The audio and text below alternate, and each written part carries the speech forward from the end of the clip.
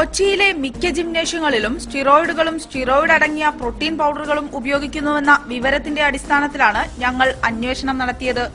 ഞങ്ങളുടെ ക്യാമറാമാൻ ഉമ്മർ എടപ്പാൾ 2 മാസം കൊണ്ട് ശരീരം പുഷ്ടിപ്പെടുത്തണമെന്ന ആവശ്യവുമായി നഗരത്തിലെ വിവിധ ജിംനേഷ്യങ്ങളെ സമീപിച്ചു. എന്നാൽ 1 മാസം കൊണ്ട് കാര്യം നടത്താമെന്നായിരുന്നു തട്ടിപ്പുകാരുടെ ഉറപ്പ്.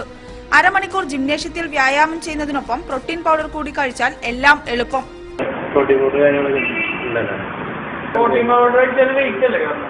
വെയിറ്റിംഗ് ആള് പിന്നെ ജനത്തിച്ച് വർക്കൗട്ട് ചെയ്ത് കഴിഞ്ഞാൽ അതുപോലെ നമുക്ക് കഷ്ടപ്പെട്ട് നമുക്ക് കൂടി നല്ല രീതിയിലായിട്ട് നല്ല പൈസ ഇല്ല. പത്തായത്തിന് വെള്ളം എന്തായാലും വേണമെന്നുണ്ട്.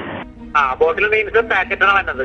മാസ്കേനേഴ്സ് എല്ലാം ബിഗ് സൈസ് ആണ് വരുന്നത്. ബിഗ് സൈസ് എന്ന് പറയുമ്പോൾ വാല്യൂ പാക്ക് ആണ് വരുന്നത്. അതെല്ലാം 3 കിലോ ഉണ്ടാവും ഒരു പാക്കറ്റ് എന്ന് പറയുമ്പോൾ. അത് ശരി. അത് നമുക്ക് 1 മാസത്തേക്ക് 2 നേരം 3 നേരം കഴിക്കുമ്പോൾ 1 മാസത്തേക്ക് ലാവിഷായിട്ട് കഴിക്കാനുണ്ടാവും. 1 മാസത്തിനല്ലേ? അപ്പൊ ഓരോ പാക്കറ്റ് നമ്മൾ കഴിക്കുമ്പോ നമുക്ക് ഫുഡിന്റെ അനുസരിച്ച് നമുക്ക് ബോഡി വെയിറ്റ് 2-3 കിലോ 4 കിലോ വെച്ച് ബോഡി വെയിറ്റ് കയറിക്കോളും. പ്രോട്ടീൻ ഫോർ ബോഡി ബിൽഡിംഗ് എന്ന പേരിൽ മരുന്ന് വിൽക്കുന്ന കടകളും കൊച്ചിയിലുണ്ട്. 2000 രൂപയിലധികം വിലയുണ്ട് ഈ പൌഡറുകൾക്ക്.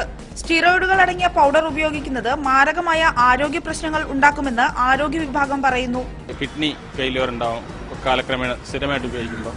അതുപോലെ ലിവർ ഡാമേജ്, ഫാറ്റി ലിവർ, പിന്നെ ഡിപ്രഷൻ, പിന്നെ ഇൻഫെർട്ടിലിറ്റി, അതുപോലെയുള്ള സെക്ഷൽ കംപ്ലയിൻസ് ഇതെല്ലാം ഉണ്ടാക്കാനായിട്ട് ഭാവിയിൽ ഇപ്പോൾ ഉപയോഗിക്കുന്ന ഈ സ്റ്റിറോയിഡ് അടങ്ങിയിട്ടുള്ള പ്രോട്ടീൻ പൗഡർ ഭാവിയിൽ അങ്ങേയറ്റം ദുരിതമായിട്ട് ബാധിക്കാറുണ്ട്.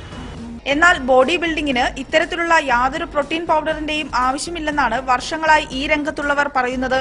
സ്റ്റിറോയിഡ് ഉപയോഗിച്ചുണ്ടാക്കുന്ന മസിലുകൾ അധികകാലം നിൽക്കില്ലെന്നും ഇവർ പറയുന്നു.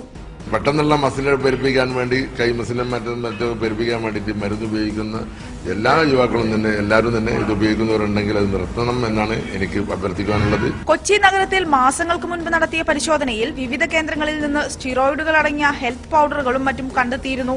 എന്നാൽ ഇതിന്റെ ഉപയോഗം പൂർണ്ണമായും തടയാൻ ഇതുവരെയും കഴിഞ്ഞിട്ടില്ല. അറിവും വിദ്യാഭ്യാസവും ഉണ്ടെന്ന് അവകാശപ്പെടുന്ന മലയാളി ചെറുപ്പക്കാരെയാണ് ഇത്തരം സ്ഥാപനങ്ങൾ എളുപ്പത്തിൽ പറ്റിക്കുന്നത്.